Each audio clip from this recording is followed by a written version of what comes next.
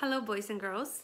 Today we're going to continue learning about seeds, and I hope that you've been taking care of your seeds. If you planted them at home, make sure they get plenty of sun and that you water them daily.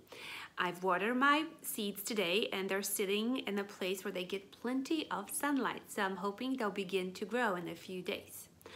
Today I have a new book for you. This book is titled Seeds: Nature's Miracles Once There Was a Seed by Judith Anderson and Mike Gordon. This is a Scholastics book. Once there was a seed. Here is the title page. Grandpa loves growing things. He says he has a green thumb. He says I have a green thumb too. Having a green thumb means being good at growing things. It doesn't really mean that your thumb is green. Today we're going to plant some seeds. First we push the seeds into some soil, and that's what we did yesterday. Not too deep, says the seed. Or the worm. Maybe the worm is saying that, the worm that's sitting on the side. Grandpa says that seeds need three things to grow. They need water, warmth, and light. Slurp! She's slurping on her drink. She needs some water too. When a seed has water and warmth, a little root starts to grow out of it. And he says, "Oh, yes. Is it growing yet?" The root grows downward, like this, as she's hanging upside down on a tree. And Grandpa says, "That's right." Next, a little shoot grows out of the seed. The shoot grows upward. When it reaches the light, it starts to sprout leaves. Look, nice and healthy. Oh, she says. Grandpa says plants are just like us. They need food to grow. We get our food at meal times. Plants make their own food from water, light, and air. Yum, she says as she's eating her food, and she's observing her little plant as it's growing in a flower pot. And there's Grandpa working outside. Below the soil, the roots are getting bigger and spreading further. Wow, look at the long roots on this plant. Above the soil, the plant is growing taller. Amazing!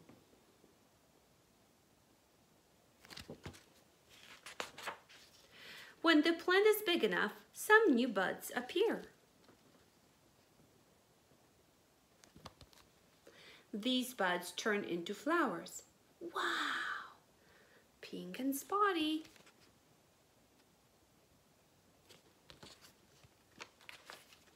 Flowers come in many colors and shapes, just as seeds. Some smell sweet too. Grandpa says that his flowers look and smell so good that he might win a prize at the flower show.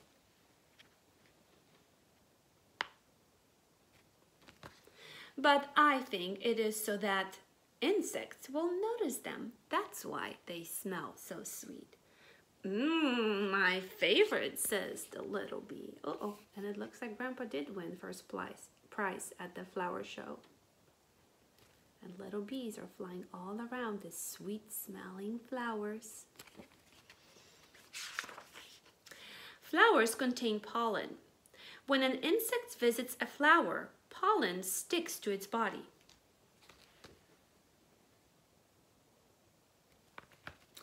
When the insect flies to another flower, the pollen goes too.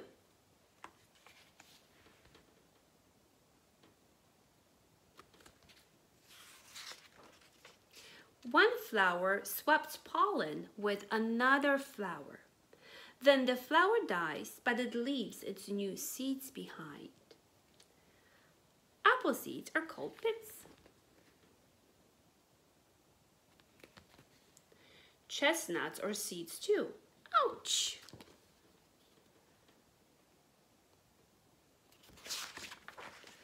Before seeds grow into new plants, they need to find their own patch of soil. Often they are carried by the wind. So we're planting our seeds, but in nature, the wind and animals carry seeds to new places. Sometimes it's the wind, sometimes the seeds get stuck to the fur of an animal and then it's dropped somewhere else, but that's how it happens in nature. And here is an example of a bird. Sometimes a bird helps them, sometimes a squirrel helps them. And Grandpa's yelling, "Hey, give that back right now."